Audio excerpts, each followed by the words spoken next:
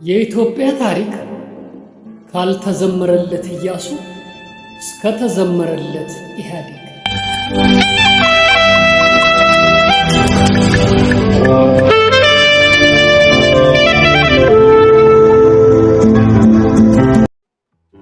ደራሲ ፍስሐ ያዜ ካሳ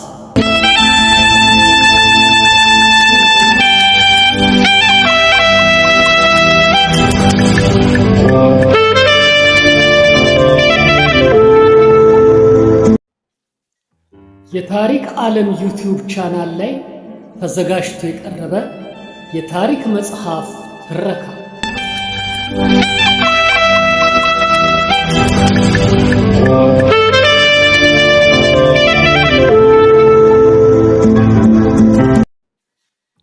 መጽሐፉ የታተመው በ2004 ዓመተ ምህረት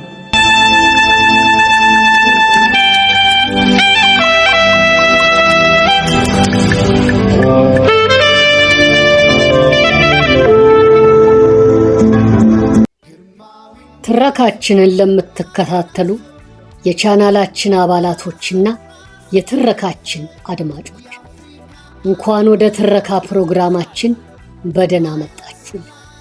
የኢትዮጵያ ታሪክ ካልተዘመረለት ኢያሱ እስከ ተዘመረለት ኢህአዴግ መጽሐፍ ክፍል 20 ትረካ አሁን ይቀርብላችኋል።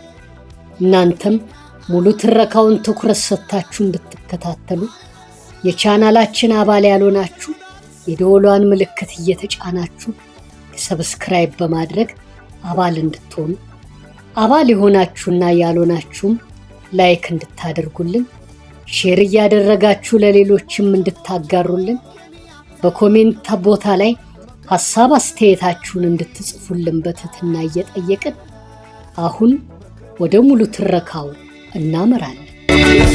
አርበኛይ ጥቁር ወጣት ለአፍሪካ ነቦፈቷኝ ሆኑ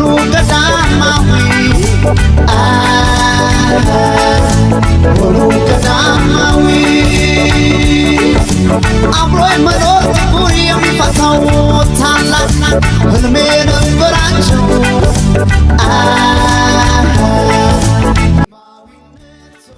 ጃንሆይና አፍሪካ ከሁለተኛው የዓለም ጦርነት በፊት አፍሪካውያን ለብሔራዊ ነፃነት ያደረጓቸው ትግሎች ሁሉ አልተሳኩም። ከጦርነቱ ፍጻሜ በኋላ ግን የፓን አፍሪካን እንቅስቃሴ በመከተል በአውሮፓና በአሜሪካ የተማሩ አፍሪካውያን ወደየሀገራቸው በመመለስ የነፃነት ትግሉን በማቀጣጠል መላው አፍሪካን ከቅኝ ገዢዎች ነፃ ማድረግ ችለዋል። የቅኝ ገዢዎች እስራት፣ አፈና፣ ግድያና ስቃይ ሳይበግራቸው በዲፕሎማሲና በጦር ግንባሮች እየተፋለሙ ህዝባቸውን ብሔራዊ ነፃነት አጎናጽፈዋል።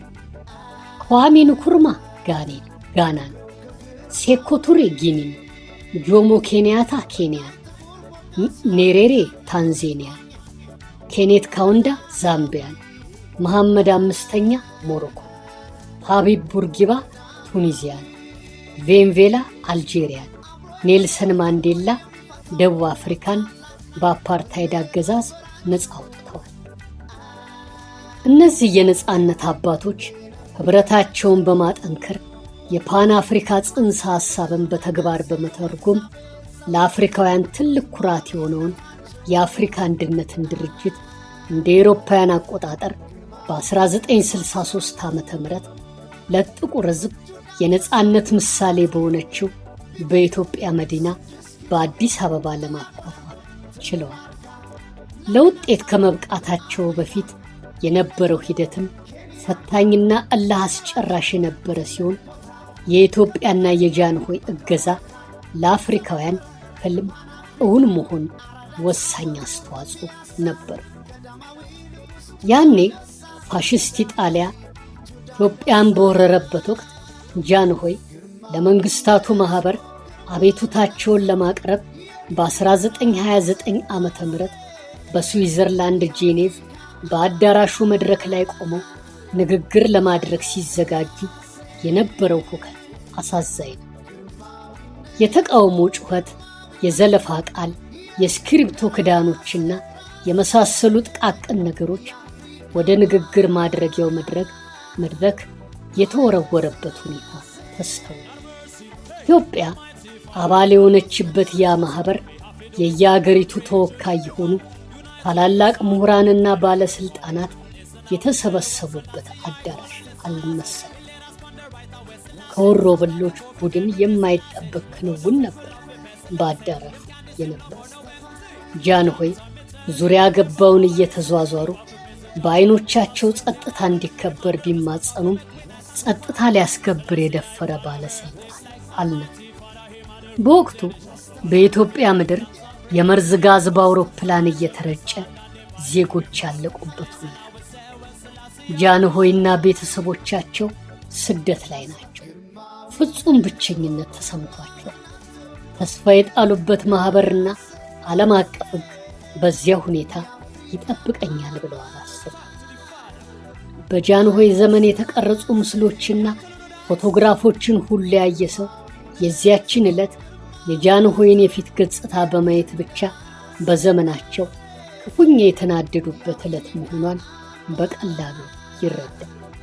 እምባ እየተናነቃቸው የንዴት ላባቸው ፊታቸው ላይ ቸፍ ብሎ ይታያል።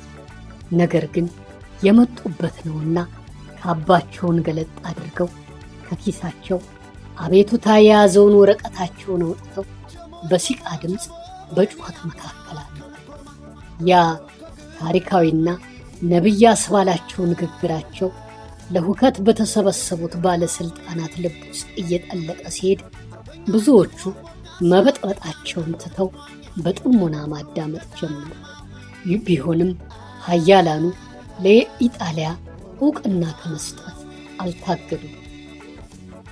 ያ አስጨናቂ ወቅት ካለፈ በኋላ ጃንሆይ ዓለም አቀፍ ሕግ ለጥቁሮች እንደማይሰራ በውል ተረድተው፣ ይህ ከሆነ ከሩብ ዓመት በኋላ ጃንሆይና የውጭ ጉዳይ ሚኒስትሩ ክቡር አቶ ከተማ ይፍሩ የጄኔቭ አይነት የመንፈስ ስብራት ዳግም ቢደርስብን ከጎናችን የሚቆመው ማን ነው በሚል መነሻ አጭር ውይይት አድርገው የደረሱበት ድምዳሜ ኢትዮጵያ መወዳጀትም ሆነ መደጋገፍ ያለባት ከመሰሎቿ ከአፍሪካውያን ጋር እንጂ ከሌላ ከማንም ጋር ሊሆን አይችልም። በመሆኑም ከ1950 ዓመተ ምህረት ጀምሮ ኢትዮጵያ አፍሪካውያንን በመደገፍ በማስተባበርና በልዩ ልዩ መንገዶች መርዳት ዋና ስራው አድርጋ ያዘችው። ጁዳንበሳ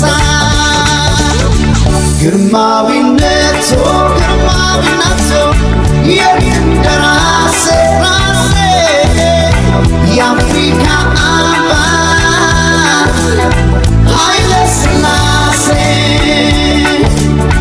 ግርማዊነቱ የደራሴ ራሴ የአፍሪካ አባት ኃይለ ሥላሴ። በዓለም አቀፍ የጥናት ውጤት ይፋ እንደተደረገው ከሁለተኛው የዓለም ጦርነት በፊትና በኋላ በነበሩት ጊዜያቶች ከዓለም ሕዝብ ውስጥ 66 በመቶ የሚሆነው ቀኝ ተገዢ ሕዝብ የነበረ ሲሆን ከአጠቃላዩ የዚች ምድር ስፋት ውስጥ 63 በመቶ የብስና ባህር በተለይ በእስያና በአፍሪካ አህጉር የሚገኘው በቅኝ ገዢዎች የበላይነት የተያዘ። አፍሪካ ውስጥ ደግሞ ከኢትዮጵያ በስተቀር ሁሉም ሀገር በአውሮፓውያኑ ቅኝ ገዢዎች ስር የተያዘ ነው። ብዙ ጊዜ ኢትዮጵያና ላይቤሪያ ተብሎ ይገለጻል። ነገር ግን ላይቤሪያ በካርታ አቀማመጧ ማዕከላዊነት ሳቢያ ቅኝ ገዢዎች በአፍሪካ ላይ በሚሰሩት ስራና ሴራ የሚገለገሉባቸውን ዕቃዎች የሚያወርዱ፣ የሚያወጡባት፣ የሚያሰራጩ፣ የሚያራግፉባት፣ አንዳንዴም ጥቁሮቹን የሚያጉሩባት መጋዘን አድርገው ስለተጠቀሙባት ከዚህ አንጻር ብቸኛ ነፃ አፍሪካዊት ሀገር ኢትዮጵያ በመሆኗ አፍሪካን ባላት አቅም ለመርዳት የምትችል ሲሆን የአፍሪካ ሕዝቦችና የነፃነት ታጋዮችም የኢትዮጵያ እርዳታ በእጅጉ ያስፈልጋቸው። የጀርመን ፋሽዝም በአውሮፓ፣ የጃፓን ሚሊተሪዝም በእስያ ድል ከሆኑበት ከሁለተኛው የዓለም ጦርነት ፍጻሜ በኋላ የተፈጠረው ሁኔታ የቅኝ ተገዢ ሀገራት ህዝቦችን የነጻነት ጥያቄና ትግል ተጠናክሮ እንዲቀጥል አድርጓል። ድል ባደረጉት በተባበሩት አገራት ጦር ሰራዊት ውስጥም የአፍሪካውያን ወታደሮች ተሳታፊ ሆነው ለድሉ ሰፊ አስተዋጽኦ አበርክተዋል። በዚያ ጦርነት 1 ሚሊዮን አፍሪካውያን ወታደሮች በተባበሩት ጦር ኃይሎች ውስጥ ተሰልፈው ተዋግተዋል። ለምሳሌ ፓሪስ ነፃ ከመውጣቷ በፊት የጀርመንን ፋሽዝም ለመደምሰስ በተካሄደው ውጊያ ከፈረንሳይ ጎን የተሰለፉት አፍሪካውያን ወታደሮች በቁጥር ከፈረንሳይ ወታደሮች ይበልጡ ነበር። አልጄሪያውያን ወታደሮች ብቻ 300,000 ደርሱ ነበር። በተመሳሳይም የእስያ ህዝቦች የጃፓንን ሚሊተሪዝም በመደምሰስ በኩል ከፍተኛ ተሳትፎ አድርገዋል። የፋሽስት ጣሊያን ጦር ከአፍሪካ ለመደምሰስም አፍሪካውያን ወታደሮች ትልቁን ሚና ተጫውተዋል። 50 ሚሊዮን ህዝብ ያለቀበት ሁለተኛው የዓለም ጦርነት የተጀመረው ኢትዮጵያ ላይ መሆኑ ይታወቃል። ምንም እንኳ የዓለም ጦርነት የሚለው ስያሜና አገላለጽ በይፋ የታወቀው ጀርመን ሆላንድን በወረረች ጊዜ ይሁን እንጂ ጀማሪዋ ጣሊያን ተጀማሪዋ ኢትዮጵያ ነበር። ጦርነቱ ተጀምሮ እስኪጨርስም ኢትዮጵያ አርበኞቿን ጨምሮ 1 ሚሊዮን ዜጎቿን አታለች። የጣሊያን ጦር ከአፍሪካ ለማስወጣት በተካሄደው ውጊያ የኢትዮጵያ ወታደሮች አገራቸውን ነፃ ከማውጣት አልፎ ከእንግሊዝ ጦር ጋር ወደ ሊቢያ ዘምተዋል። በሂደቱ አፍሪካውያን በጥይትና በቦምብ ካለቁት ውጪ በርካታ ምሁራን በየእስር ቤቱ ታጉረው ዕድሜያቸውን አባክነዋል። የአፍሪካ ህዝቦች በቅኝ ገዢ ሀገራቱ እየተመለመሉ በጦርነቱ ገዢ ሀገራቸውን ለመርዳት ሲሰለፉ የተገባላቸውን ቃል መሰረት አድርገው በተለይ እንግሊዝና ፈረንሳይ ለረጅም ዓመታት የገዟቸውን የአፍሪካ ዜጎች በዚያ አጣብቂ ላይ በነበሩበት ጊዜ የአፍሪካውያኑ ትብብር ያስፈልጋቸው ነበርና ለነጻነታችሁ መዋጋት አለባችሁ ከማለት አልፎ ከድል በኋላ ነጻነታችሁን መልሰን እንሰጣችኋለን በሚል ቃል ገቡላቸው። ለጥቁር ህዝቦች ማንም ያሸንፍ ማን እዚህ ገባ የሚሉት ለውጥ ከማያውቁት መልአክ የሚያውቁት ሰይጣንን ካልተረፉት በቀር ከሁለት አውሮፓዊ ገዢ አንዱን የመምረጥ ያህል ነበር። ኢምፔሪያሊዝምም ፋሽዝምም ተገዢ ለሆነ ሀገር ልዩነቱ ያዘለና ያቀፈ መሆኑን ስለተረዱም ነው ነጻነታችሁን እንመልሳለን ወደ ማለት ያመሩ። በዚህ መሰረት አፍሪካውያን በጦርነቱ ሊሳተፉ ችለዋል። ቅኝ ገዢ ሀገራቱ ከድል በኋላ ቃላቸውን ሙሉ በሙሉ ለመጠበቅ ባይችሉም ለአፍሪካውያኑ ግን ከጦርነቱ ፍጻሜ በኋላ የገዢዎቻቸውን ቀንበር ከላያቸው ላይ ለማውረድ የራሳቸውን ትግል ብቻ እንጂ በገዢዎች ችሮታ እንደማይገኝ አስገንዝቧቸው ኬንያታ የኖራቸው ትልቅ ቦታ ከተፈሪ መክረው ለካ ተሞከረ ፓን አፍሪካ አራዳ ታቦቱ በፒያሳ ቀዳማዊ ንጉሥ ጁዳ አንበሳ ቀዳማዊ ጁዳ አንበሳ ግርማዊነቱ የደራሴ ራሴ የአፍሪካ አምባ ኃይለ ሥላሴ። ከዚህም በላይ የጦርነቱ ፍጻሜ በራሱ ለብሔራዊ ነፃ አውጪና ዲሞክራሲያዊ ንቅናቄዎች መስፋፋት ከፍተኛ ግፊት ፈጥሯል። የነበሩት የነፃነት ትግሎች ተጠናክረው ያልነበሩት በአዲስ መልክ ብቅ እያሉ የቀጠሉት ከዚህ ድል በኋላ ምንም ያተረፉት ነገር ባለም ነው። ለፋሽዝም መሸነፍ ትልቅ አስተዋጽኦ ያበረከቱት በጦርነቱም ቀዳሚ ተዋጊ እየተደረጉ ከፍተኛ መስዋዕትነት የከፈሉትና መራራ ስቃይ የተቀበሉት አፍሪካውያን የተገባላቸው ቃል በመታጠፉም ብቻ ሳይሆን በጦርነት ወቅት የተለያዩ ሀገራት ዜግነት ካላቸው ወታደሮች ጋር ተሰባጥረው ስለተዋጉ አመለካከትና ግንዛቤያቸው ዳብሮ ነበርና ግዳጃቸውን ተወጥተው ወደ ሰላማዊ ኑሯቸው እንዲመለሱ በተደረገ ጊዜ በቅኝ አገዛዝና በፖለቲካዊ፣ በኢኮኖሚያዊ፣ በአይዲዮሎጂያዊ መሰረቶች ላይ በመነሳት ቀደም ብለው በተጀመሩት በነጻነት ትግሎች ላይ ንቁ ተሳትፎ ማድረግ ጀመሩ። አፍሪካውያን ሚሊተሪዎች በአገራቸው ውስጥ ሆነው ለነጻነታቸው መታገላቸውን በቀጠሉበት ሁኔታም በውጭ ሀገር ትምህርታቸውን የተከታተሉ የየሀገራቱ ምሁራንና ፖለቲከኛ የሆኑ ሲቪል ዜጎችም በዲፕሎማሲና በተለያዩ የትግል ስልቶች የነጻነቱን ንቅናቄ የሚያጎለብት ሥራ ይሰራሉ። በመሆኑም ከሁለተኛው የዓለም ጦርነት ፍጻሜ በኋላ አፍሪካውያን የፓን አፍሪካኒዝም ንቅናቄያቸውን አጧጧፉ። በአህጉሪቱ ውስጥም ብዙ የፖለቲካ ፓርቲዎችና ድርጅቶች ፈለቁ። የፓን አፍሪካ ጉባኤዎችም በየጊዜው መካሄድ ጀመሩ። ኢትዮጵያም ምንም ነፃ ሀገር ብትሆን የፓን አፍሪካኒዝም ንቅናቄ ደጋፊ መሆኑን ገለጸች።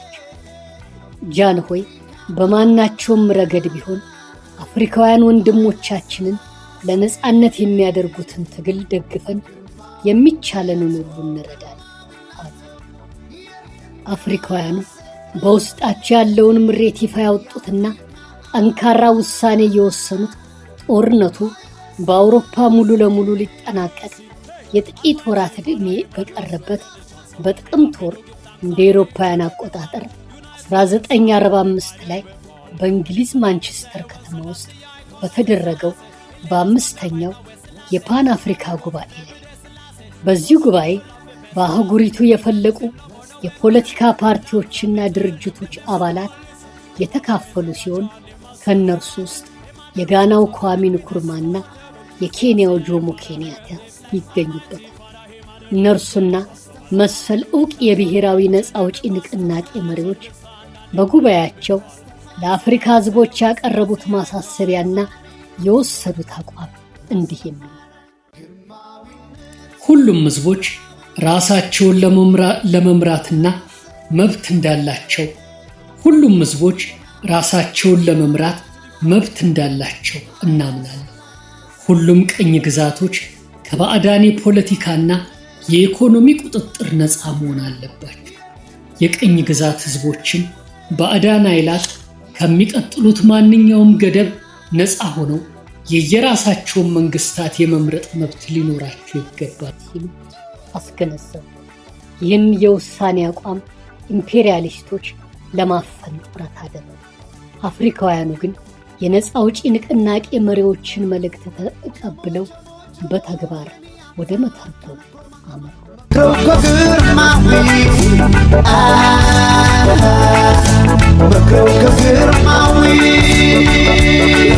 አርበኛይ ጥቁር ሞጋስ ለአፍሪካና በፍትሟኝ ሆኑ ቀዳማዊ ሆኑ ቀዳማዊ አብሮ መኖር ጥቁር የሚፈታው ታላቅ ህልሜ ነበራቸው ህልሜ ነበራቸው። ጦርነቱ በአውሮፓ ባበቃበት ግንቦት 8 ቀን 1945 እንደ አውሮፓውያን አቆጣጠር የፈረንሳይ ቅኝ ገዢዎች በግዛታቸው በአልጄሪያ ውስጥ የተነሳውን የነጻነት አመጽ ለማዳፈን ከፍተኛ ወረራ አካሄደው 45,000 አልጄሪያውያንን ገደሉ። በ1947 ማዳጋስካር ውስጥ ለነጻነቱ ለመዋጋት በተነሳውና ምንም ባልታጠቀው የማላጋሲ ህዝብ ላይ የፈረንሳይ ወታደሮች በዘመናዊ መሳሪያ ታግዘው በከፈቱት ተኩስ 100,000 የደሴቲቱን ተወላጆች ገደሏቸው። የነፃ አውጪ ንቅናቄ መሪዎች የትግል ስልት አይነቱ ይለያይ እንጂ በአህጉሪቱ በሚካሄዱ ትግሎች ምክንያት ተመሳሳይ የኢምፔሪያሊስቱ የጭካኔ እርምጃ ለዓመታት በየሀገሩ ሲፈጸም ቆይቷል።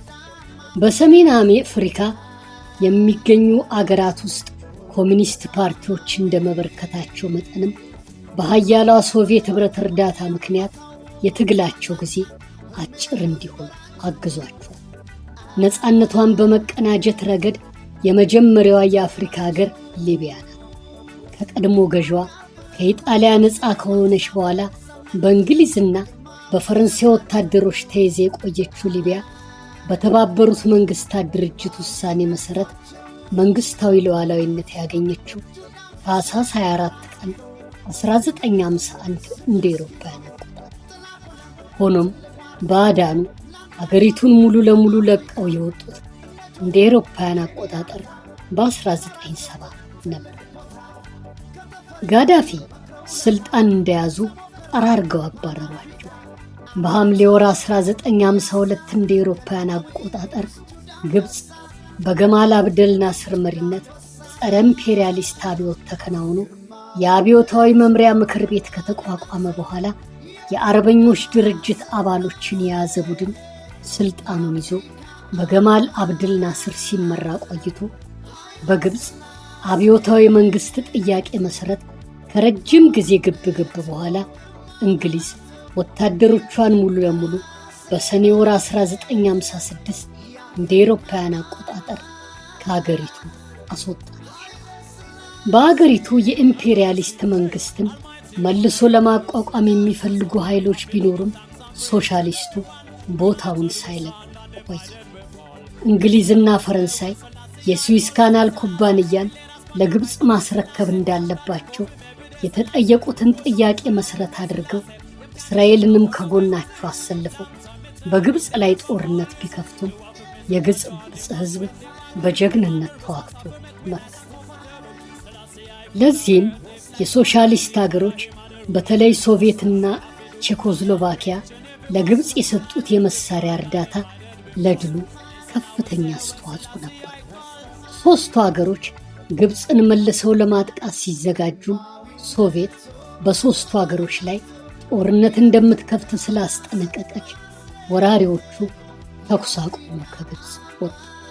የግብፅ ድል ለሰሜን አፍሪካና ለአረቡ ዓለም የነፃነት እንቅስቃሴ ወኔን የሚቀሰቅስ ሆኖ ሲገኝ ናስርም የዓለም ነፃ አውጪ ንቅናቄ ዕውቅ መሪ ተሰኘበት። በመሆኑም ጥር 1 ቀን 1956 እንደ አውሮፓውያን አቆጣጠር በእንግሊዝ ስር የነበረችው ሱዳን ነፃ ሪፐብሊክ ሆነች። ፈረንሳይ በበኩሏ መጋቢት 2 ቀን 1956 የሞሮኮን፣ መጋቢት 20 ቀን የቱኒዚያን ነፃነት ዕውቅና ለመስጠት ተገደደች። የግብፅ ተጽዕኖ ለተጠቀሱት የአፍሪካ አረብ ሀገራት ነፃነት የራሱ የሆነ አስተዋጽኦ ነበር። እንደ አውሮፓውያን አቆጣጠር መጋቢት 6 ቀን 1957 ጋና ነፃነቷን መጎናጸፏ ታወጀ። እንደ አውሮፓውያን አቆጣጠር በ1958 ጊኒ ነፃ ወጣች። በዚያ ጊዜ በእኛ አቆጣጠር 1950 ዓመተ ምህረት ነፃ የአፍሪካ መንግስት ጉባኤ ተመሰረተና በጋና አክራ ከተማ የመጀመሪያው ውይይት ተካሄደ። ዕለቱንም የአፍሪካ ቀን በማለት በአህጉር ደረጃ ሰየሙት። የነፃ መንግስታቱ ድርጅት ጉባኤ በፖለቲካና በኢኮኖሚ ጉዳዮች እየተወያዩ ሌሎች ሀገራት በአጭር ጊዜ ውስጥ ለነፃነት የሚበቁበትን መንገድ ማመቻቸትና መርዳት እንዲሁም ግፊት ማድረግ ነበር። ለዚህም ምቹ ሁኔታ መፍጠር የምትችለው ኢትዮጵያ ነበረችና ተከታታይ ጉባኤዎች በኢትዮጵያ መካሄድ ጀመሩ። የአፍሪካ ኢኮኖሚክ ኮሚሽንም በኢትዮጵያ ተመሰረተ። ነፃ የአፍሪካ ሀገሮች ህብረት ፈጥረው ያደረጉት ግፊት ፍሬ መስጠቱ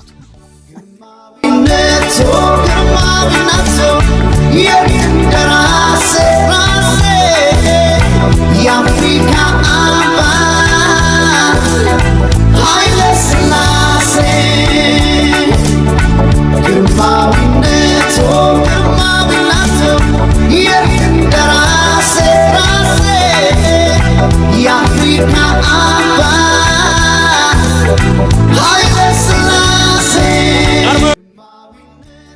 በእኛ አቆጣጠር ሚያዝያ 7 ቀን 1952 ዓ.ም ጃንሆይ የአፍሪካን ጉዳይ በሚመለከት በሬዲዮ የተናገሩት ንግግር ባጭሩ እንዲህ ነበር። የአፍሪካ ቀን ክብረ በዓል የተመሰረተበትን ሁለተኛው ዓመት የሚውልበት በዚያሬው ዕለት ከልብ የሆነውን የራሳችንን ሰላምታና የምንወደው ሕዝባችን ለአፍሪካውያን ወንድሞቹ የሚልከውን የወንድማማችነት በጎ ምኞት ለመላው አፍሪካ ሕዝቦች እንገልጻለን።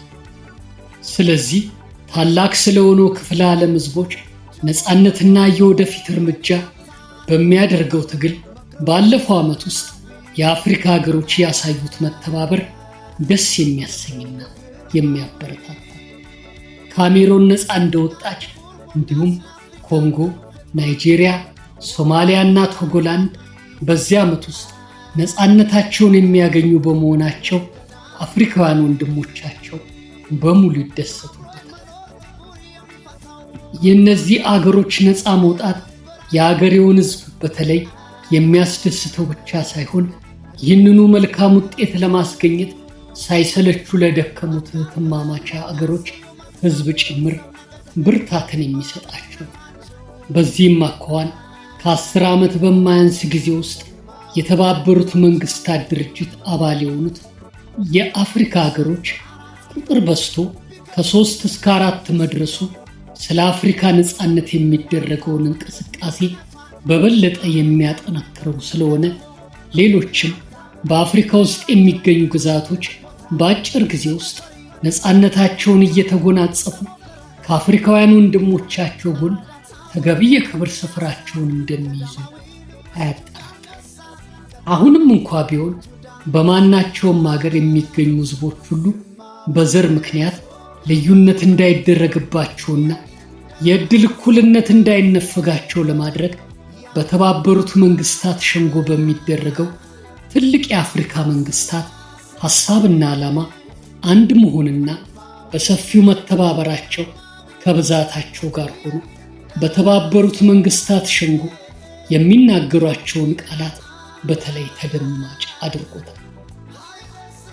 ይህ ኅብረትና መረዳዳት በመጠኑ ከታሪካቸው ቅርስ የተገኘ እንዲሁም የጋራ ተጋድሏቸውን ባለመዘንጋት ላይ የተመሰረተ ሆኖ ሲገኝ ስለ ኢኮኖሚና ስለ ፖለቲካ ጉዳዮች መመካከሪያ እንዲሆን የተቋቋመው ድርጅት መሰረታዊ ስለሆኑት የሐሳብ አንድነት ተባብሮ በጥንካሬ ስለ መስራት መርዳት ደስ የሚያሰኝ። በዚህ ዓመት ከ4 ወራት በማይበልጥ ጊዜ ውስጥ የአፍሪካ ሀገሮች በቱኒስ በአክራና በኮናክሪ 3 ጊዜ ስብሰባ ያደረጉ ሲሆን በሚመጡት ወራት ውስጥ ደግሞ በመናገሻ ከተማችን 2 ጊዜ እንዲሰበሰቡ መታቀዱ እኛን አፍሪካውያንን የሚያኮራል። በዚህ በዛሬው የአፍሪካ ቀን ለወንድሞቻችን ነፃነት፣ ደህንነትና መሻሻል እንቅፋት የሆኑትን ነገሮች ሁሉ ለማስወገድ ያለንን ከፍተኛ ዓላማ በበለጠ እንድናከናውን ሐሳባችንና ቆራጥነታችንን እንደገና እናድስ። ፍሬ ከናፍር 1952 ዓ.ም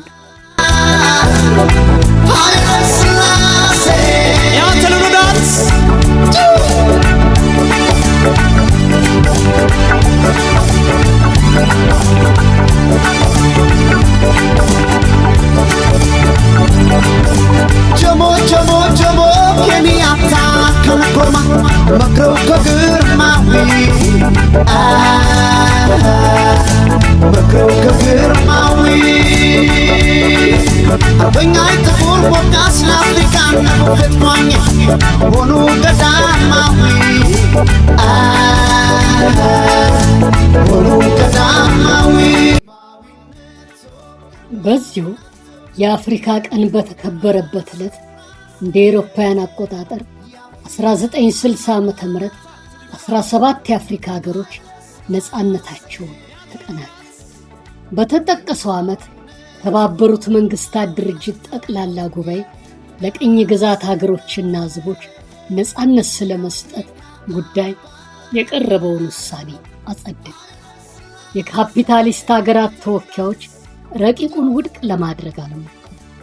ነገር ግን ቅኝ አገዛዙ በተሻሻለ ሁኔታ የሚቀጥልበትን መንገድ ለማመቻቸት ጥረው ነበር።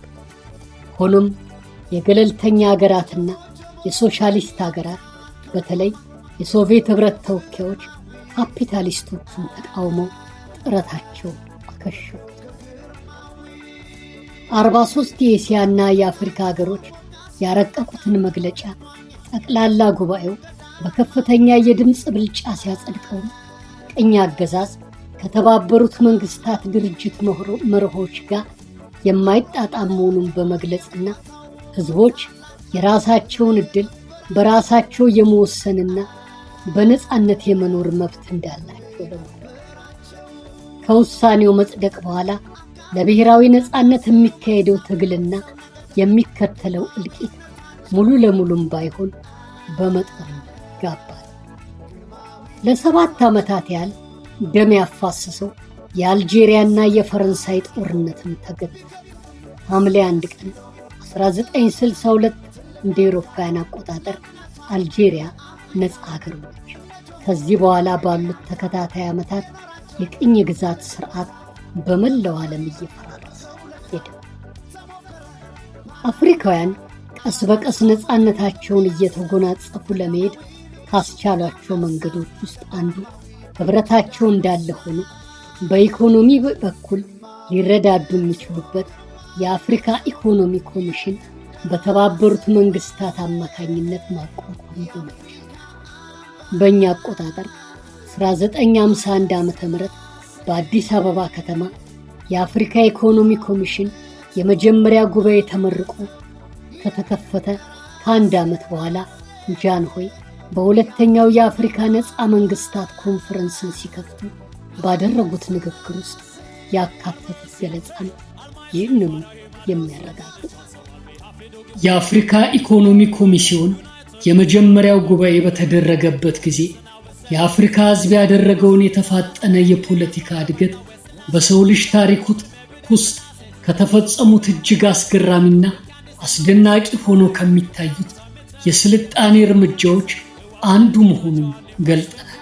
ከዚያም ወዲህ በተከተሉት ወራት ውስጥ የቀጠለው ትግል በአጭር ጊዜ ውስጥ ብዙ አዳዲስ መንግስታት በማስገኘቱና የቅኝ ግዛት ሰዎች ወደ ነፃነት ግባቸው የሚያደርጉትን እርምጃ በማፋጠኑ መጠን ከታሰበው በላይ የሆነ መልካም ውጤት አስገኝቷል።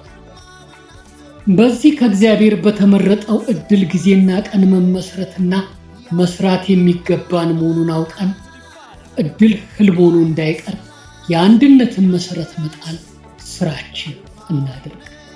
ኮንጎ፣ ካሜሩን፣ ቶጎላንድ፣ ናይጄሪያ እና ሶማሊያ ዛሬ ከመካከላችን ተገኝተው በዚህ ጉባኤ ስራ ሙሉ ተካፋይ ለመሆን በመቻላቸው ሁላችንም ደስ ይለናል። ካሁን በፊት እንደተናገርነው የአፍሪካ ህዝቦች የፖለቲካ እድገት ወደ መጨረሻው ግቡ ሳይደርስ የማያቋርጥ መሆኑን በጥብቅ እናምንበታለን። ከዚህም ግብ የሚደርሰው መላው የአፍሪካ ህዝብ ነፃነቱንና ሰብአዊ መብቱን በሙሉ ሲያገኝ መክረው ከግርማዊ አርበኛ ጥቁር ሞጋስ ለአፍሪካ ነፍቷኝ ሆኑ ቀዳማዊ ሆኑ ቀዳማዊ አብሮ መኖር ጥቁር የሚፈታው ታላቅ ህልሜ ነበራቸው ህልሜ ነበራቸው። በዚህ ወቅት ኢትዮጵያ ለአፍሪካውያን ነፃነትና የወደፊት ዕጣ ሲባል ያደረገችው ድጋፍ ዘርፈ ብዙና ሁሉን አቀፍ መሆኑን ለመገንዘብ የሚያስችለን ጃንሆይ በእኛ አቆጣጠር ሰኔ 7 ቀን 1952 ዓ.ም ሁለተኛውን የአፍሪካ ነፃ መንግስታት ኮንፈረንስ በከፈቱ ጊዜ ከተናገሩት ውስጥ ተካቶ እናገኛለን። በደቡብ አፍሪካ የሚደረገውን የዘር ልዩነትና ግፍ ተባብረን ለህዝቡ ጠበቃ ለመሆን በስራ መግለጽ አለብን። አባቶቻቸው በግፍ ለሞቱባቸው የደቡብ አፍሪካ ወጣቶች ስኮላርሺፕና የገንዘብ እርዳታ የሰጠነው በዚሁ በመቆርቆር ብለው በዕለቱ ከወቅቱ ኢትዮጵያዊ ምሁራን ውስጥ አንዱ የነበሩት ክቡር አቶ ይልማ ደሬሳ የታዋቂው የኢኮኖሚ ሊቅ የብላታ ደሬሳ አመንቴ ልጅ በስብሰባው ከተናገሩት ንግግር ውስጥ ጥቂት አተታዎችን ስናይም የኢትዮጵያ ሚና ምን ድረስ እንደሆነ ባጭሩ እንገነዘባለን። ክቡራን መልእክተኞች፣ ወይዛዝርትና መኳንንት፣ ይህ የአፍሪካ ነፃ መንግስታት ሁለተኛ ጉባኤ ሊቀመንበር እንድሆን በመመረጤ ከፍ ያለ ክብር ይሰማኛል። ይህ ምርጫ የኔ መሆኑ ስለ አገሬ ክብርና በተለይም ታላቁ መሪ ገናናው ገዢና ንጉሠ ነገሥቴ ስለ አፍሪካ ሕዝብ ነፃነት፣ ሕዝባዊ መብትና በመሻሻል ወደፊት መራመድ በዚህ ክፍለ ዘመን ያደረጉትን ተጋድሎ ከማወቅ የተነሳ እንደተደረገ እቆጥረዋለሁ። የአፍሪካ ሕዝብ እንደራሴዎች አከታትለው ባደረጓቸው ስብሰባዎች የአክራ ጉባኤ የመጀመሪያ እንደነበረ በደስታ የምናስታውሰው። ይኸውም ጉባኤ ከተደረገ በኋላ ከአንድ ዓመት በሚያንስ ጊዜ ውስጥ የአፍሪካ ኢኮኖሚ ኮሚሲዮን የመጀመሪያው ጉባኤ የድርጅቱ ዋና መስሪያ ቤት በተቋቋመበት ከተማ እዚሁ አዲስ አበባ ላይ ተደረገ። ከጥቂት ወራት በኋላ ደግሞ አሁን ስራው ለማለቅ በተቃረበው በአዲሱ የአፍሪካ አዳራሽ የዚሁ ድርጅት ሶስተኛ ጉባኤ እንዲሰበሰብ ተወስኗል። ስለዚህ ለኢኮኖሚ ጉዳዮች መመካከሪያ የሚሆን ድርጅት በጣም የተጋፋበት መሆኑን በአጭር ጊዜ ውስጥ ልናውቀው ችለናል። እንደዚሁም 200 አፍሪካውያን ተማሪዎች በኢትዮጵያ ከፍተኛ ትምህርት ቤቶች ትምህርታቸውን እንደሚከታተሉ ገናናው ገዢ ያቋቋሙት ስኮላርሺፕ ስለ ካልቸር ጉዳዮች የተደረገው ውሳኔ በስራ ላይ መዋሉን በጉልህ የሚያስረዳል። ጉባኤው የሚመክርባቸውን ጉዳዮች በአጭሩ አጠቃለው ሲገልጹ ዛሬም ቢሆን ዋናው ችግራችን በአጀንዳችን ተራ ቁጥር 11 የተመለከተውና የቅኝ ግዛትን ከአፍሪካ ጨርሶ ስለማስወገድ ነፃ ያልሆኑት የአፍሪካውያን አገሮች ነፃነታቸውን እንዲያገኙ ስለሚወሰደው እርምጃ፣ ለአዳዲስ አይነት ኮሎኒያሊዝም ወደ አፍሪካ እንዳይገባ ስለመከላከል በሚለው አርዕስት ተጠቃሎ የሚገኝ ጉዳይ። የላይቤሪያ ልዑካን መሪ ሆነው የመጡት ክቡር ሚስተር ሩዶልፍ በዕለቱ ከመግቢያ ንግግራቸው አስከትለው የተናገሩት ንግግርም ጃን ሆይ ለአፍሪካ ነፃነትና ሰላም ሲሉ በሰሯቸው ስራዎች በአፍሪካውያን መሪዎች ዘንድ ልዩ አክብሮት እንዳሰጣቸው ከማስረዳት ባለፈ የኢትዮጵያን የአፍሪካ ተምሳሌት የምነት የሚያረጋግጥ ግርማዊ ሆይ የውቢቷ አገሮ ታሪክ የመላው አፍሪካ ሕዝብ መመኪያ ሆኖ ግርማዊነቱም በአፍሪካ ብቻ ሳይሆን በመላው ዓለምም ጭምር ጥንካሬ ከብሩህነት ጋር የተሞላበት መሪ ምልክት ሆኖ ይታያል። ግርማዊነቱ በታላቅ መከራና ችግር ዘመን ለነፃነቱ እየታገለ ለመዋጋት ለቆረጠው ሕዝብ ምልክት። ግርማዊነቱ ፋሽዝም ለዘላለም አይኖር ይደመሰሳል ብሎ ያምን ለነበረው በሚሊዮን ለተቆጠረው ሕዝብ ምሳሌ። ኢትዮጵያ የብዙ ሺህ ዘመናት የነፃነት ጣዕም የቀመሰች ሀገር በመሆኗ ነፃነትን ለሚፈልጉ በሚሊዮን ለሚቆጠሩ ሕዝቦች መጽናኛና መነቃነቂያ መበረታቻ ሆና ትታያለች። ግርማዊነቱ የእኩልነት መብት በሰው ልጅ እንዲኖር በሚጥሩ መካከል ታላቅ ምሳሌ ሆነዋል ካሉ በኋላ በሁለተኛው የነፃ አፍሪካ ሀገሮች ጉባኤ ስሙኜ ዳግም ምስጋናዬን በማቅረብ ለግርማዊነቱና ለቤተሰቦቹ ጤናና ረጅም ዕድሜ ለኢትዮጵያና ለሕዝቧም ብልጽግና እመኛለሁ በማለት ነበር ንግግራቸው የደመደመው። ግርማዊነቱ የደራሴ ራሴ የአፍሪካ አባት ኃይለ ሥላሴ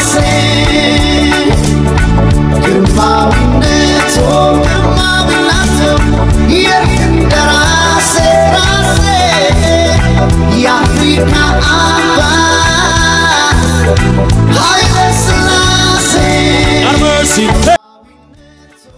አፍሪካን በሚመለከት ጃንሆይ የነበራቸውን አቋምና ታሪካዊ ንግግራቸውን ዕውቁ የሬጌ ሙዚቃ አቀንቃኝ ቦብ ማርሌ ሳይቀር ዋር በሚለው ዜማ አካቶታል። በደቡብ አፍሪካ፣ በአንጎላ፣ በሞዛምቢክ የሚገኙት ወንድሞቻችን ካሉበት የባርነት ቀንበር ነፃ እስኪወጡ ድረስ መላው አፍሪካውያንና እስያውያን በዓለም ሸንጎ በኩልነት ደረጃ ድምፃቸው እስኪደመጥ ድረስ የአፍሪካና የእስያ ክፍለ ዓለም ሙሉ ሰላም አላቸው ለማለት አስቸጋሪ ይሆናል። የዘር ልዩነትና ጭቆና የቅኝ አገዛዝ መሰረቱ ኢኮኖሚ። እነዚህም አሰቃቂ ተግባሮች የሚወገዱት በኢኮኖሚክ መሳሪያ። በአዲስ አበባው የመሪዎች ጉባኤ የአፍሪካ ሀገሮች በቅኝ አገዛዝ ስር የሚገኙት አፍሪካውያን ካሉበት የባርነት ቀንበር ነፃ ለመውጣት በሚያደርጉት ትግል እንደረዷቸው በማለት በገዢዎቻቸው ላይና ሙሉ የኢኮኖሚ አክሲዮን እንዲደረግ ወስነው በስራ ላይ አውለውታል እያለ በማተት በመጨረሻም መልካም መጥፎን ድል እንደሚነሳና እኛም እንደምናሸንፍ ጥርጥር የለውም ባሉት መሰረት የአፍሪካውያን ጥረት ለመጨረሻው ድል በቅቶ በ1970ዎቹ አጋማሽ ዓመታት የአንጎላ፣ የሞዛምቢክና የጊኒ ቢሳው ህዝቦች ነፃነታቸውን አወጁ። እነዚህ የፖርቹጋል ይዞታዎች ነፃነታቸውን ካወጁ በኋላም እንደ አውሮፓውያን አቆጣጠር በ1989 የመጨረሻው አፍሪካዊት ሀገር ናሚቢያ ለህዝቦቿ በተሰጠው የመምረት እድል አማካኝነት ነፃ ሀገር በቀል መንግስት መመስረት ቻለች። የደቡብ አፍሪካ የአፓርታይድ አገዛዝም በህግ ተሽሮ በዘር ነፃ የሆነ ምርጫ ተካሂዶ በምርጫው ኤኤንሲን ወክለው የተወዳደሩት ኔልሰን ማንዴላ እንደ አውሮፓውያን አቆጣጠር በ1994 ዓ.ም በከፍተኛ ድምፅ አሸንፈው በደቡብ አፍሪካ ሪፐብሊክ የመጀመሪያው ጥቁር ፕሬዝዳንት ለመሆን ቻሉ።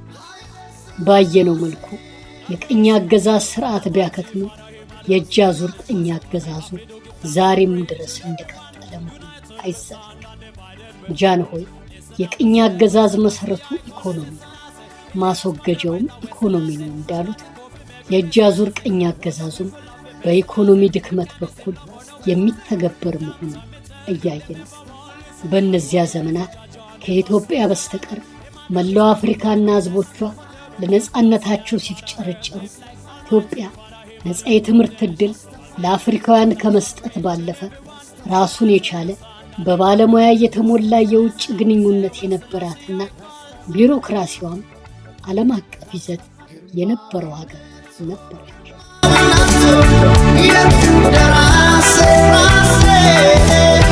የአፍሪካ አባት ኃይለ ሥላሴ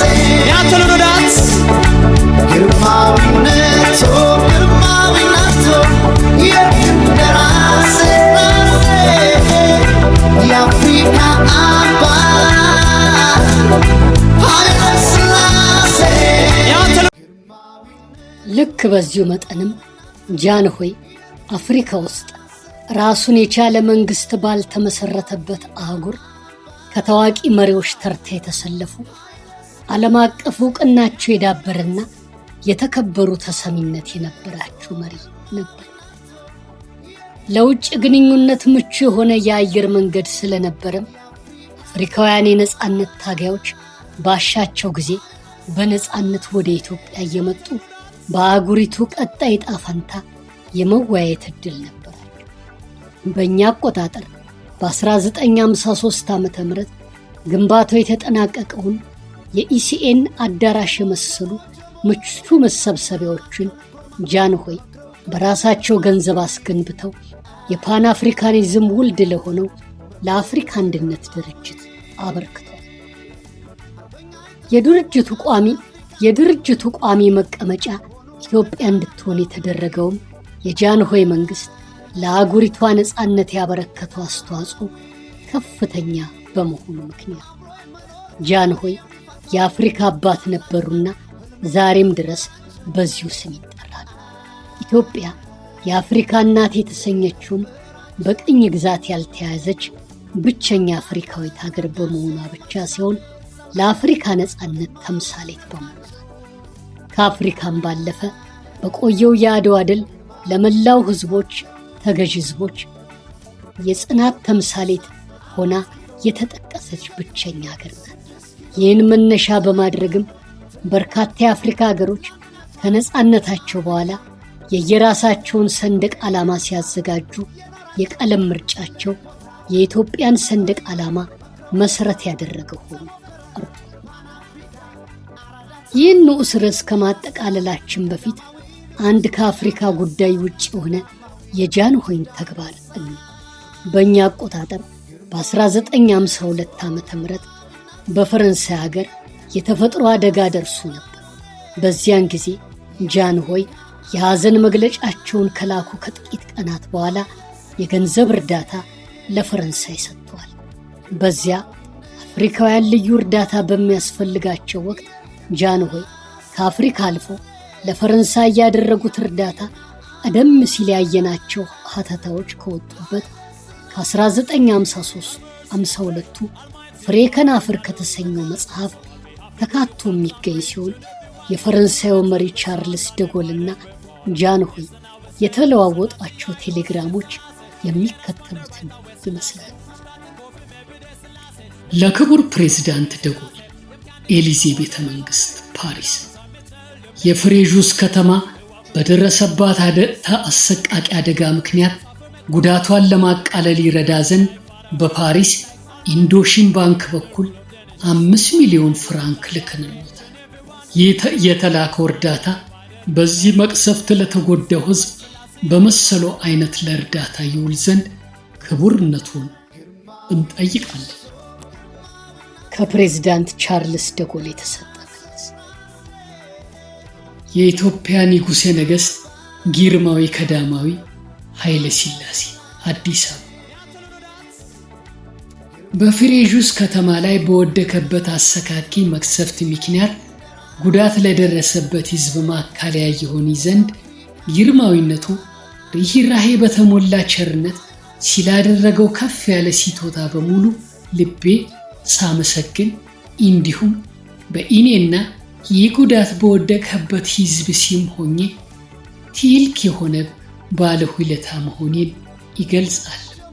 ቻርልስ ደጎል።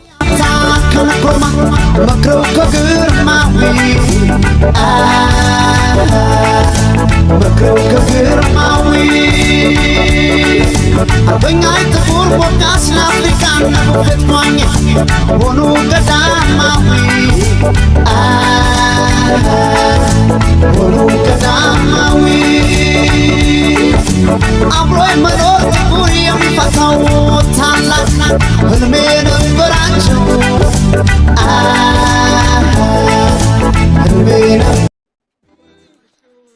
ጃንሆይና ራስ ተፈሪያን።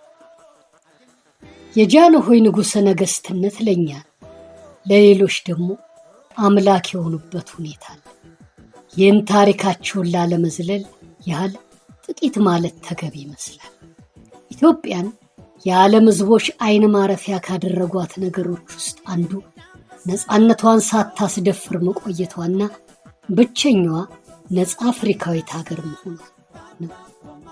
አውሮፓውያን በአፍሪካ ምድር ቅኝ ግዛታቸውን አንሰራፍተው ከዚቹ አህጉር ጥቁር ህዝቦችን በባርነት እያጋዙ በየአገሮቻቸው የጥጥ የትንባሆና የሌሎች ሰፋፊ የግብርና መስኮች ስራ ላይ ያሰማሩ በአሰቃቂ ሁኔታ ጉልበታቸውን በሚበዘብዙበት ጊዜ የጥቁር ህዝቦች ብቸኛ ተስፋና አርአያ የነበረችው ኢትዮጵያ ብቻ ነበረች።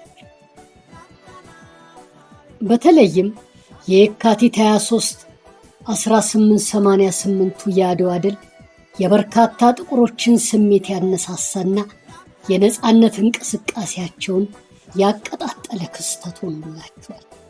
ከተለያዩ ቅኝ ተገዢ ሀገራት የሚጋዙ ጥቁር ሕዝቦችም በጉዞ ላይ ሳሉ በሚደርስባቸው ስቃይ ሲያበያ ሲታመሙ፣ ሲቆስሉና ጉዳት ሲደርስባቸው እስኪያገግሙ ይቆዩ የነበረበት ቦታ ጃማይካ ነበረች።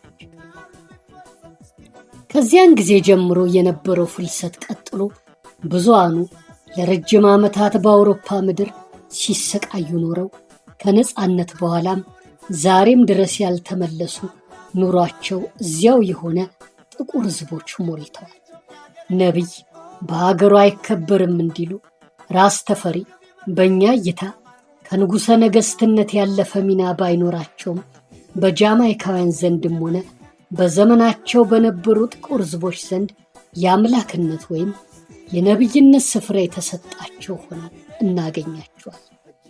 በተለይም ለማርከስ ጋርቬ እና ለመሰሎቹ ወደ አፍሪካ የመመለስ እንቅስቃሴ ጽኑ መሠረት ለመሆን ችሏል። አሜሪካ በኢኮኖሚ ቀውስ በምትናወጥበት በ1920ዎቹ የመጀመሪያ ዓመታት ከነበረው የጭቆና አገዛዝ ጋር ተዳምሮ የጥቁር ሕዝቦችን ጭቆና የመረረ አደረገ።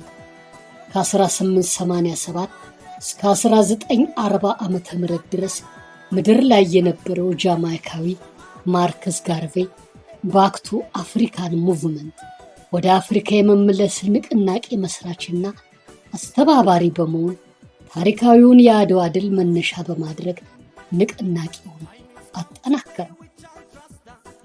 ከ1920ዎቹ ጀምሮ ብዙዎች ወደ አፍሪካ ምድራቸው ሲመለሱ፣ ጥቂቶች ወደ ኢትዮጵያ መጥተዋል። ይህ በእንዲህ እንዳለ ራስ ተፈሪ ንጉሠ ነገሥት ሆኖ ማስተዳደር ከጀመሩ በኋላ ፋሽስትም ዳግም ወረራ ባደረገበት ጊዜ ንጉሡ በስደት ለንደኑ ነው አቤቱታቸውን በሚያቀርቡበት ወቅት ጥቂት ጃማይካውያን ጥቁሮች ከንጉሠ ነገሥቱ ጋር በመገናኘት በፌዴሬሽን ከኢትዮጵያ ጋር የመተሳሰር ሐሳባቸውን አቀረቡላቸው። ጃንሆይም ሐሳባቸውን ተቀብለው ፈቃዳቸውንም ገልጸው አሰናበቷቸው።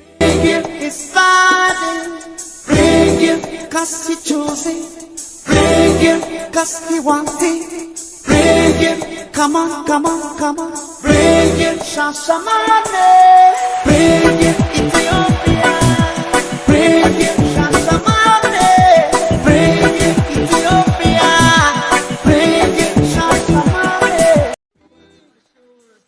በዚያን ጊዜ ወርልድ ፌዴሬሽን ኦፍ ራስታ በሚል ለመጀመሪያ ጊዜ የዓለም የራስ ተፈሪያውያን ፌዴሬሽን ተመሰረተ። ከዚህ ጊዜ በፊትም እንደ አውሮፓውያን አቆጣጠር በ1950 ዓመተ ምህረት ኃይለ ሥላሴ ከመንገሳቸው በፊት ራስ ተፈሪ እያሉ ማርከስ ጋርቬ አውሮፓውያን ለአውሮፓ እንደሆኑት ሁሉ አፍሪካውያንም ለአፍሪካ ሆነው ባርነትን ትተው ወደ ምድራቸው መመለስ እንዳለባቸው ባለመብት በሆኑበት በአፍሪካ ውስጥም በነፃነት ራሳቸውን በማደራጀትና በማስተባበር ታላቅ ኢኮኖሚያዊና ማህበራዊ ለውጥ መፍጠር መቻል አለባቸው የሚለውን አቋሙን በአሜሪካ ማስተማር ጀምሮ ነበር። ማርከስ ጋርቬ አውሮፓና አሜሪካ የማስተማር ቆይታውን ጨርሶ በ1927 እንደ አውሮፓውያን አቆጣጠር ወደ ጃማይካ ተመለሰ። ለሕዝቦቹም ትምህርቱን ከነ ፖለቲካዊ ዓላማው እየተነተነ በደንብ አስረዳቸው። የአፍሪካ ቀን እየመጣ ነው። ቀኑ መቼ እንደሆነ የሚያውቅ የለም፣ ነገር ግን ይመጣል በማለት ሲያስተምር ቆየ። በትምህርቱ ውስጥም ለጥቁሮች ችግር መፍትሄ አፍሪካ መሆኗን፣ ጥቁር ሕዝቦች የአምላክ አምሳያ መሆናቸውን፣ በቅርቡ የሚነሳ ጥቁር ንጉሥ የዚህ ትምህርት ትንቢት ፍጻሜ አመላካች መሆኑን ደጋግሞ ገለጸ። የጋርቬ ትምህርት በጃማይካ ጥቁር ሕዝቦች ዘንድ ከሰረጸ ከጥቂት ዓመታት በኋላ ራስ ተፈሪ ንጉሠ ነገሥቱ ነው። ይህ ክስተት ጃማይካውያንን ጋርቬ በመሠረተው ድርጅት እንዲያምኑና እንዲቀላቀሉ አስገደዳቸው። በሁኔታዎችና በሚዲያ በሚሰጡ መግለጫዎች የበለጠ ዓላማው እየታወቀለት ትንቢቱ መስመሩ ተቀባይነት እያገኘለት ይሄድ ነበር። ከዚያም ታሪኩ መጽሐፍ ቅዱሳዊ ይዘት እንዳለው ሆነና በአውሮፓና በአሜሪካ የደም ላባቸውን የሚያፈሱና በባርነት ቀንበር ስር የአውሮፓን ሕንፃ የሚገነቡ ግብርናውን የሚያቀላጥፉና ኢንዱስትሪውን የሚያንቀሳቅሱ ባሮች በአጠቃላይ በነጭ ስር የሆኑ ጥቁር ሕዝቦች ራሳቸውን እንደ እስራኤላውያን ተገዢዎች መቁጠር ሲጀምሩ ገዢዎቻቸው የሆኑ ነጮችን እንደ ግብፅ ፈርዖኖችና ሕዝቦች መቁጠር ጀመሩ። ጋርቬይም ይህንኑ መጽሐፍ ቅዱሳዊ ቃል ምሳሌ እያደረገ ማስተማሩን ቀጠለ።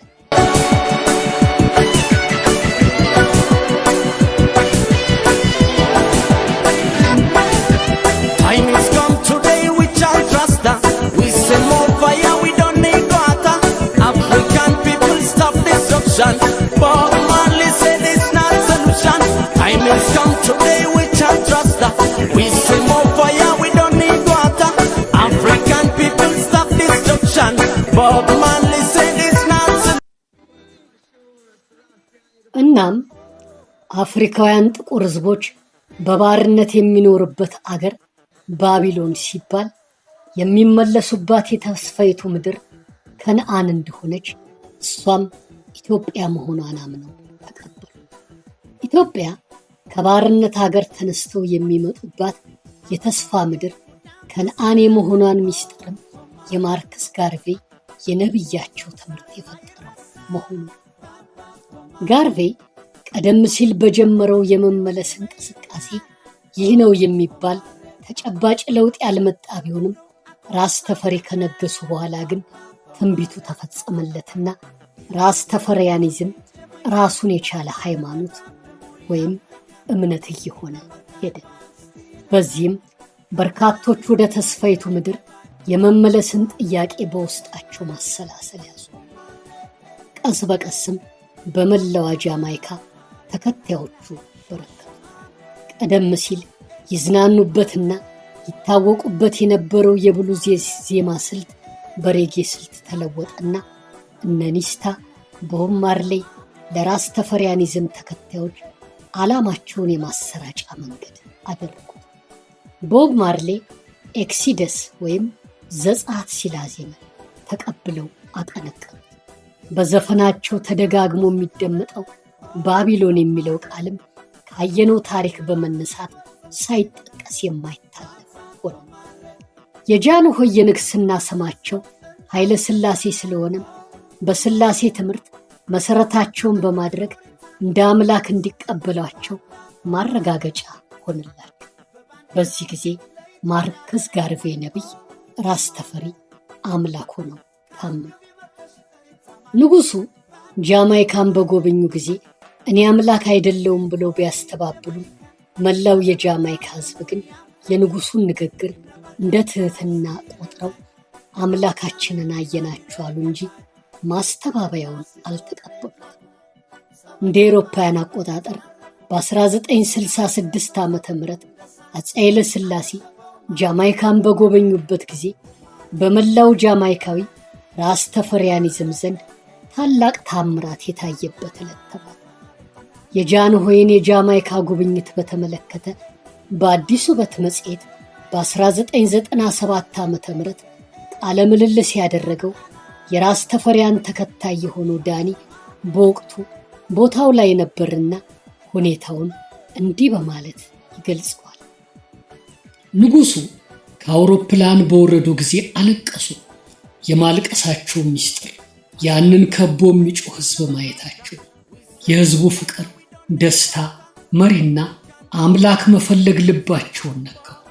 ደግሞም የሚያዩት ሕዝብ ከኢትዮጵያን ጋር የሚመሳሰል፣ ንጉሱም በእርግጥ የማየው በትክክል ከኢትዮጵያን ጋር የሚመሳሰል ነው ማለታቸው ይገልጻሉ። በወቅቱ ጃማይካ ለ7 ወራት ያህል ዝናብ አጥታ ድርቅ ሆኖ ነበር። ንጉሱ ግን ዝናብ ዘንቦ ካባራ በኋላ ነበር። ቀኑ በጣም ጨለማና ጨፍጋጋ ሆኖ ውሎ ልክ ንጉሱ ከአውሮፕላን በወረዱ ጊዜ ገፈፈ፣ ብርሃንም ሆነ። እናም እውነት ነው፣ ሕዝቡም ዝናቡንም ሆነ ብርሃኑን ያመጡልን ንጉሡ ናቸው በማለት የዓይን እማኝነቱን አረጋግጧል የሚል ቃሉን የሰጠው በየካቲት ወር 1997 ዓ.ም የቦብ ማርሌ 60ኛ ዓመት በአዲስ አበባ ሲከበር በተደረገለት ቃለ ምልልስ ነበር።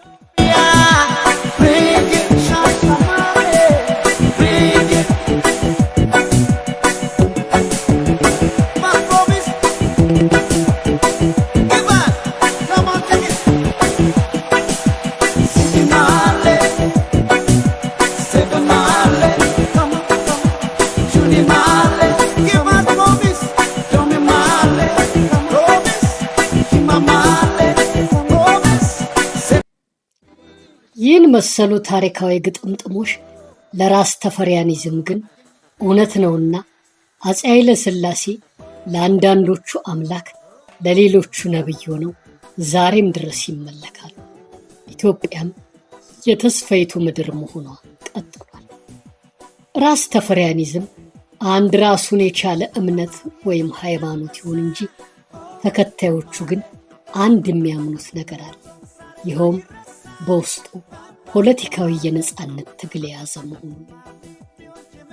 ራሳቸውን ሲጠሩ ራስታ፣ እምነታቸውን ደግሞ ራስ ተፈሪያኒዝም በማለት አፄ ኃይለ ሥላሴን አምላካችን ናቸው ብሎ ማመናቸው እንዳለ ሆኖ የነጻነት ትግል በውስጡ መያዙን አይክዱም።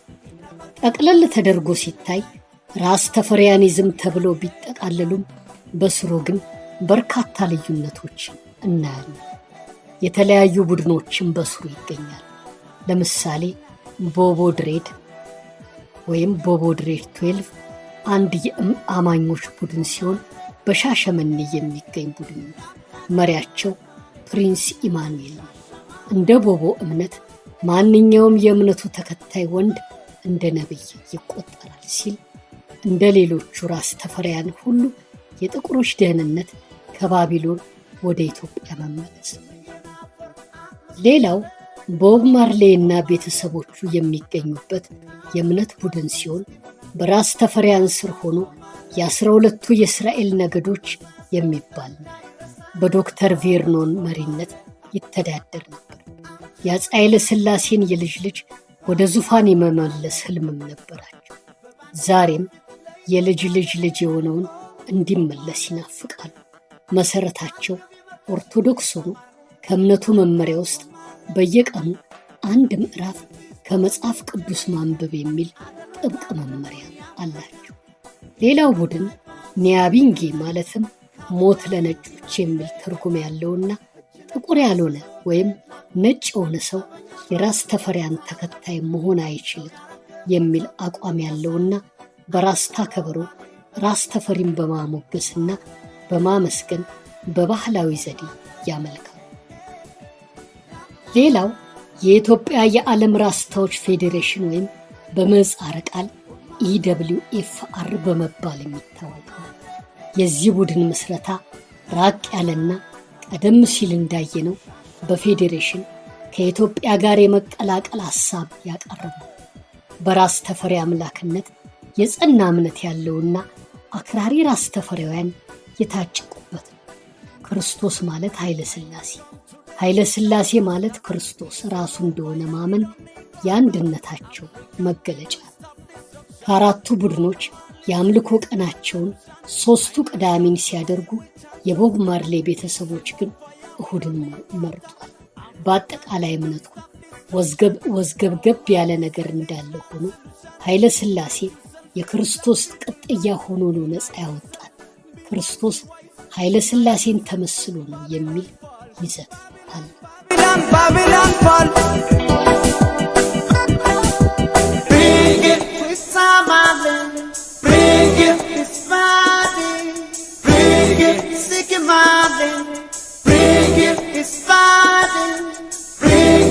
Cause he chose it, bring him, cause he want it, bring him, come on, come on, come on, bring him, Shashamane, bring him, Ethiopia, bring him, Shashamane. ትስስሩ እየተጠናከረ የሄደው በተለያዩ ታሪካዊ አጋጣሚዎች ነበር።